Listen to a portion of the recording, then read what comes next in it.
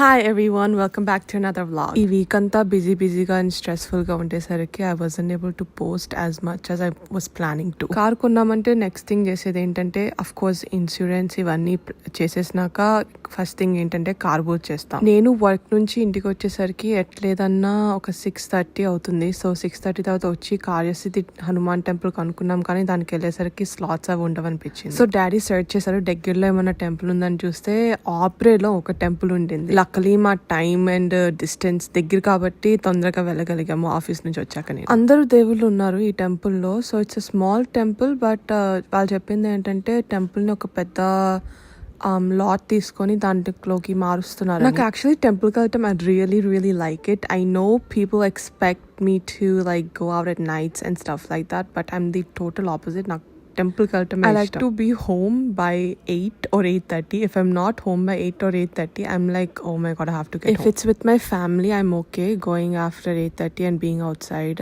after 8:30. But if it's just me, no, I have to be home by 8 or 8:30. So పూజ అయితే చాలా బాగా చేయించారు. No rush, ఇంకో appointment ఉందని కానీ ఏమి ఎక్కడ ఫాస్ట్ గా చేసినట్టు ఏమి లేదు. But I like this temple because it's quite pleasant and very small. టెంపుల్స్లో నాకు నచ్చింది ఏంటంటే రష్ చేస్తారు కదా, వెళ్ళండి అని. అది నాకు నచ్చదు. Just I want to stand and peacefully speak to God my self. And దాని తర్వాత ఫస్ట్ టైం కార్లో పూజ చేయించినాక మేము నలుగురం చేసిన ఫస్ట్ థింగ్ ఏంటంటే కాస్కోకి వెళ్ళి గ్రోసరీస్ తెచ్చుకోవాలి.